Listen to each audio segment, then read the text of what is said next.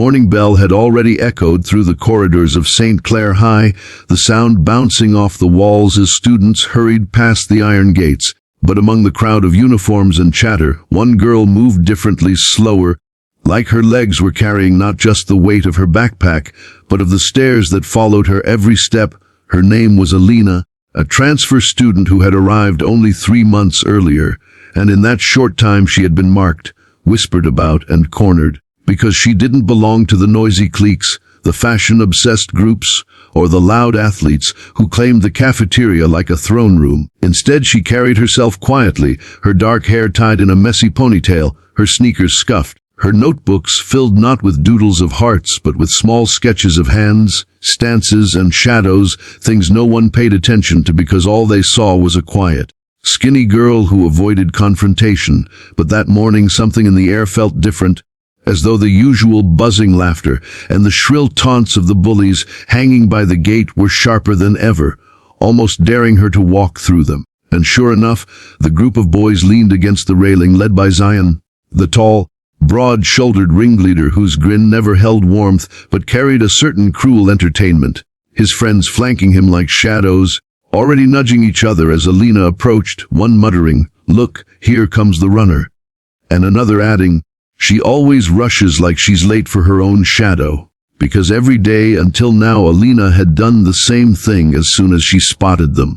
She lowered her gaze and sprinted past the gate, her sneakers slapping against the pavement, their mocking laughter chasing her into the schoolyard. But today, as the crowd gathered thicker than usual, as though waiting for some kind of show, Alina's pace slowed, her eyes narrowing slightly, her chest tightening not from fear, but from something she had been holding back for far too long. And when she reached just a few feet from the iron gate, instead of speeding up, instead of ducking her head and pretending not to hear the jeers, she stopped, dead still, her backpack straps creaking slightly under her grip. And that pause sent a ripple through the crowd, a silence that was quickly replaced with chuckles. Why'd she stop? Did she forget how to run? One sneered, and another barked, "Maybe she's too tired today, poor runner girl." The laughter rose, echoing against the metal bars, but Alina didn't flinch. Her eyes lifted and locked directly onto Zion's smirk, and that was when something unspoken shifted, because no one had ever seen her look up like that before. No one had seen her stand rooted in the ground as though she had drawn a line that dared them to cross, and Zion, sensing the change, straightened from the railing, his grin widening into a mock bow. "Well, look who finally grew a spine," he said, stepping closer, his voice loud enough for the crowd to catch every word. "You think just because you stop, we're gonna stop? You think standing still makes you brave?"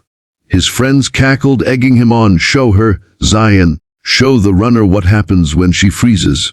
But Alina's breathing stayed even, her gaze steady, her silence somehow louder than all the noise around her. And when Zion finally stepped into her path, his tall figure looming, the crowd leaning in to see what would happen, Alina's hand moved.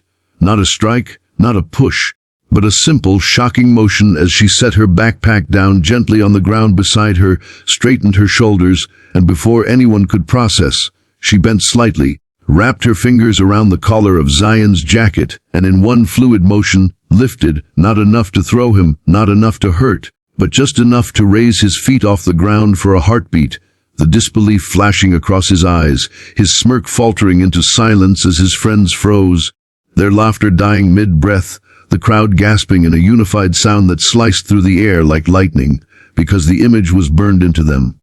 This quiet girl, the runner, the one they had mocked endlessly, holding their untouchable leader an inch above the pavement, as though the laws of balance and strength had bent for her. And then, just as smoothly, she set him down, released his jacket, and picked up her backpack again, turning her back on him as if he were nothing more than a wall she had walked past, leaving the gate behind her and stepping into the schoolyard while whispers erupted like wildfire, students clutching their phones, their mouths, their friends, replaying what they had just seen, some stunned, some thrilled, some terrified, and Zion himself stood rooted, adjusting his collar with trembling fingers, his pride pierced deeper than any bruise could reach, because in those few seconds, Alina had turned the balance of power upside down, and though she walked away in silence, her heart was thundering with years of suppressed weight, finally released. She knew this was just the beginning, because freezing a bully in his own arrogance wasn't the end of the story. It was only the spark of something bigger, something that would shake the entire school. And as the whispers carried her name from corridor to corridor, one thought echoed in every mind: who was Alina really, and what else was she hiding behind that quiet stare? And if you, watching this story unfold, want to know how one moment of courage can ripple into something life-changing, then stay with us, because Chapter 2 will reveal the storm that follows, and make sure you hit that subscribe button now so you don't miss what comes next. Because trust me, this story is just getting started.